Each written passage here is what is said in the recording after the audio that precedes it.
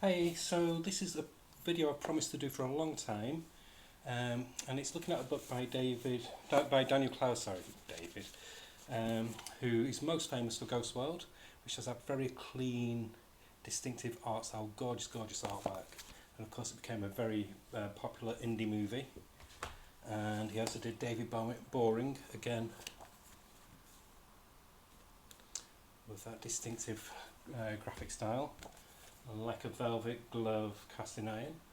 I am slowly building up my Daniel Clowes library. I did have a few years ago, but I lost them when I moved. So he has a very distinctive, clean style. But this book, what we're looking at, is Patience, which is a much more current book, 2016. And you can still tell it's his art style, but it's much more loose in how he's drawn it. It's almost as if he's writing down the story and drawing it at the same time. Whereas the other ones, you can tell he's laboured over each page.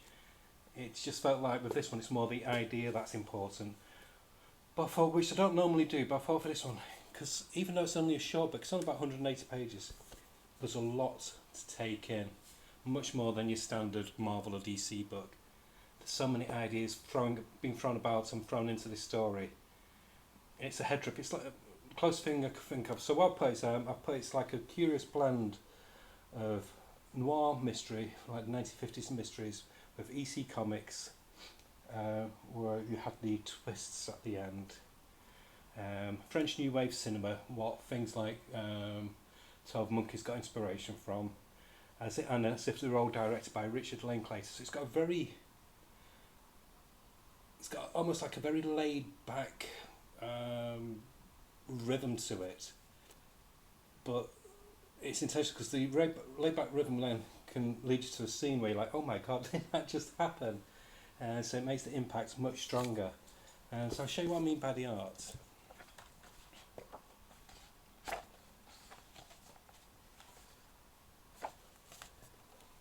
I love his use of colour as well, but you can still tell it's Daniel Clowes, but it's much more fluid. It's like he's trying to free himself from the shackles what he's self-imposed on his art style. So basically, as it says here on the title, it says it's a cosmic time warp death trip to the primordial infinite of everlasting love. So, be all and end all, it's a love story meets revenge thriller meets timey-wimey time travel book. I don't want to give too. It's hard because there's a lot in it, and if I give too much away, it would ruin the enjoyment of reading it. You need to read it without much information, if you know what I mean. If you know what I mean. But I just want to show you some. I'll show you what I will do. Want to show you some ideas he's got, like the effects of time travel. So this is some of the effects, and again, his art style's never been looser than that.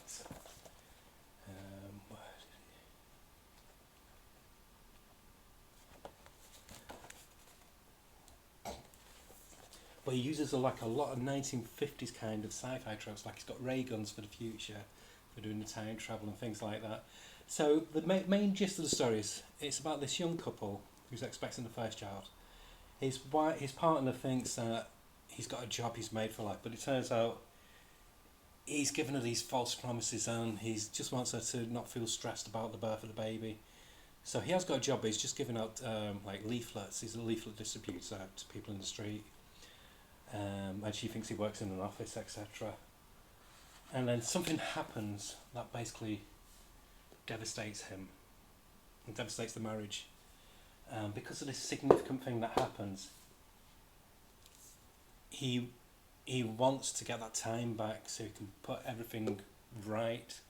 And that's where the main trope of the story comes in. I've never seen Daniel Clowes use such sci-fi tropes as he has in here. Like I said, it's almost like a Twilight Zone if it was directed by David Lynch. Yeah, that's a good thing. With, like I said, much looser artwork than he normally does, but still very stylistically Daniel Clowes. But what I like about it, he uses so many devices what I've never seen before. So it's got the 19. What I said about being like a noir novel or a noir film. It has voiceovers for each character. The main character, the main protagonist, he has a voiceover. Then it switches. I can't explain why, but it switches to another character, and then for part of the book, it's the voiceover is done with that other character's voice, and it's almost as if the rest of the dialogue in the book isn't important. It's what's going on in their head that is important. So let me just give you an example. Because initially I thought, is this a printing error? And you'll see what I mean. You won't be able to find them now. Let's have a look. Just bear with me.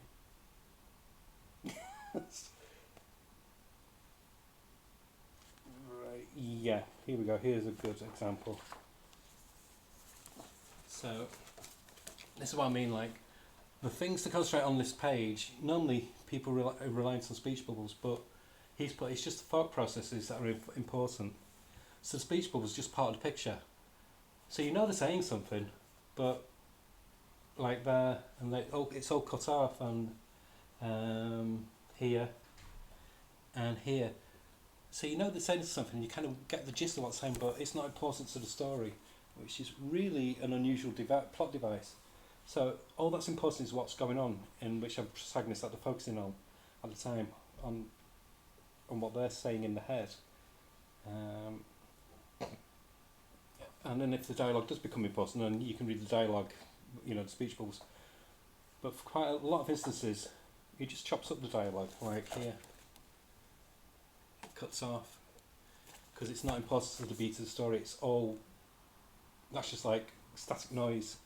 The important thing is the thought processes and the emotions, that protagonist is feeling. They basically couldn't give a shit about what anybody else is saying, so it's just like I said, it's just meaningless sound effects, and it just becomes part of the design of the layout. And like I said, the artwork is much. It's as if I get a feeling somehow. Some people are familiar with Chester Brown. It's got almost that kind of like fluidity to his art style in this.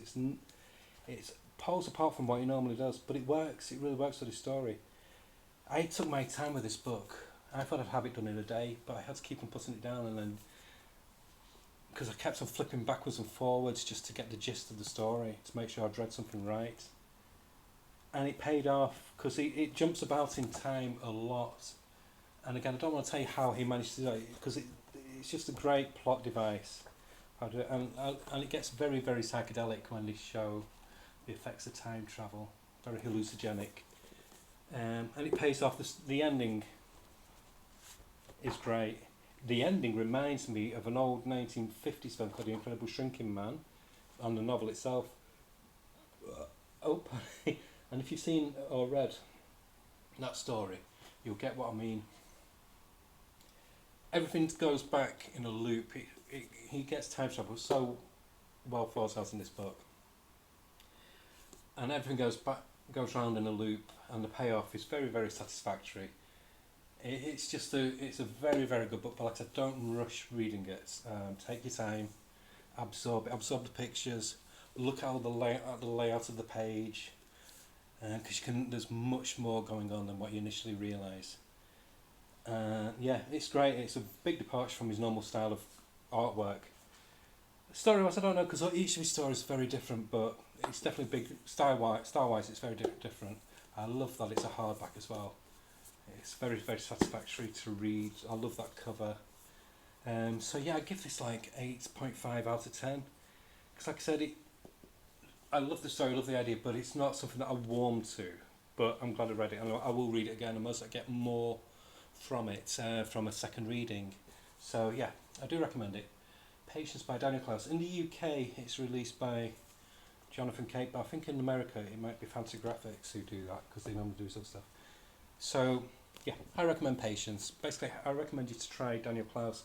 If you've not read Daniel Clowes before, start with Ghost World, and then try the other stuff, because that's like, I'd say that's like a soft entrance into Daniel Clowes. It's a nice, easy read. You get used to his beats, to his artwork.